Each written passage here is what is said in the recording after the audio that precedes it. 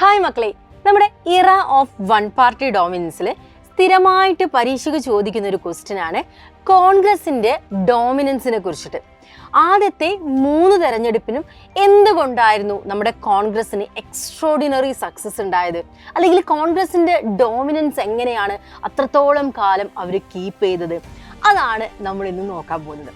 നമ്മുടെ കോൺഗ്രസിനെ കുറിച്ച് പറഞ്ഞു വരുന്ന സമയത്തെ ഒരേ സമയത്ത് ഭരണപക്ഷവും പ്രതിപക്ഷവും ആയിട്ട് വർക്ക് ചെയ്ത ആളായിരുന്നു ആര്? നമ്മുടെ കോൺഗ്രസ്. 1947 സ്വാതന്ത്ര്യം കിട്ടിയതിന് ശേഷം ആരംഭിച്ചൊരു പാർട്ടിയല്ല കോൺഗ്രസ് എന്ന് പറയുന്നത്. എന്നോ, അതായത് നമുക്ക് സ്വാതന്ത്ര്യം കിട്ടാൻ വേണ്ടി അഹോരാത്രം പ്രയത്നിച്ച ആളുകളിൽ ആരുണ്ടായിരുന്നു? നമ്മുടെ കോൺഗ്രസിലെ മെമ്പേഴ്സ് ഉണ്ടായിരുന്നു. ഇത് മറ്റൊരു രീതിയിൽ നമ്മൾ പറയുകയാണെങ്കിൽ സ്വാതന്ത്ര്യം നേടിയെടുക്കാൻ വേണ്ടി അഹോരാത്രം പ്രയത്നിച്ച ആളുകൾ തന്നെ, ആ നേതാക്കന്മാർ തന്നെയായിരുന്നു കോൺഗ്രസിലേക്ക് വന്നതും. അവർ തന്നെയാണ് ഇലക്ഷനിൽ മത്സരിച്ച് കോൺഗ്രസിലെ നേതാക്കളായി, ലീഡേഴ്സായി മാറിയത്. അതുകൊണ്ട് തന്നെ ഇലക്ഷനിൽ ആ നേതാക്കൾ മത്സരിച്ച സമയത്ത് തെല്ലൊന്ന് സംശയമില്ലാതെ എല്ലാവരും എന്ത് ചെയ്തു? കോൺഗ്രസിനൊപ്പം നിന്നു. കാരണം ഇവർ പെട്ടെന്ന് രൂപീകരിച്ചൊരു പാർട്ടിയല്ല, കൃത്യമായിട്ടുള്ള ഐഡിയോളജിയിൽ ഊന്നിയിട്ടുള്ള ഒരു പാർട്ടിയാണ് കോൺഗ്രസ് എന്ന് പറയുന്നത്. പിന്നെ നമ്മുടെ കോൺഗ്രസിന് എല്ലാ മേഖലയും, അതായത് രാജ്യത്തൊന്നാകെ വേരൂന്നാൻ പറ്റും. അതായത് കോൺഗ്രസിന്റെ വേരുകൾ എല്ലായിടത്തും നമുക്ക് എന്ത് ചെയ്യാൻ പറ്റുന്നുണ്ടായിരുന്നു?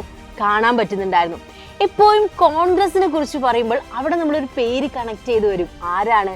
നമ്മുടെ മഹാത്മാഗാന്ധി. സോ അദ്ദേഹത്തിന്റെ പേരുമായിട്ട് അസോസിയേറ്റ് ചെയ്ത് നിൽക്കുന്നത് കൊണ്ട് തന്നെ കോൺഗ്രസ് അതിന്റെ ഡോമിനൻസ് എന്ത് ചെയ്തു? കീപ്പ് ചെയ്തുകൊണ്ടേയിരുന്നു. പിന്നെ അതിലെ നേതാക്കന്മാരെ കുറിച്ച് പറയുകയാണെങ്കിൽ നമ്മുടെ ജവഹർലാൽ നെഹ്റുവിനെ പോലുള്ള നേതാക്കന്മാരല്ലേ.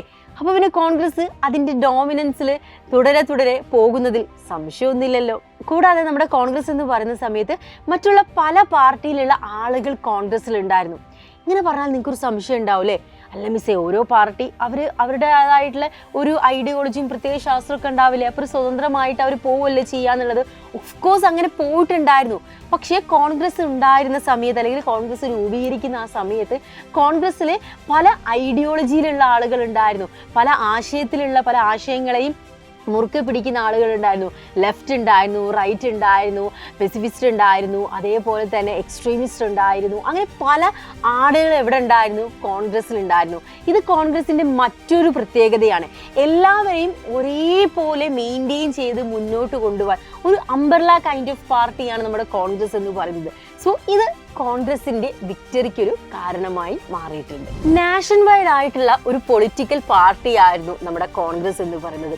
അതേപോലെ നേരത്തെ ഞാൻ പറഞ്ഞതുപോലെ ഒപ്പോസിഷൻ പാർട്ടിയുടെ ആബ്സെൻസ്, ഒപ്പോസിഷൻ പാർട്ടി ഉണ്ടോ ചോദിച്ചുകൊണ്ട് ആരാണ്? കോൺഗ്രസ്. അതായത് കോൺഗ്രസ് തന്നെ ഭരണപക്ഷവും പ്രതിപക്ഷവും ആയിട്ടായിരുന്നു കുറച്ച് കാലങ്ങൾ അങ്ങനെ മുന്നോട്ട് പോയത്. മറ്റേത് പാർട്ടി വന്നാലും അവർക്ക് അത്രത്തോളം ഒരു മറ്റുള്ള ആളുകളിലേക്ക് അല്ലെങ്കിൽ ജനങ്ങളുടെ മനസ്സുകളിലേക്ക് വേരൂന്നാൻ സാധിക്കാത്തത് കോൺഗ്രസിന്റെ ഡോമിനൻസിന് കാരണമായിട്ടുണ്ട്. അപ്പോൾ കോൺഗ്രസ് ഡോമിനൻസ് എന്താണെന്നുള്ളത് കൃത്യമായിട്ട് മനസ്സിലായില്ലേ?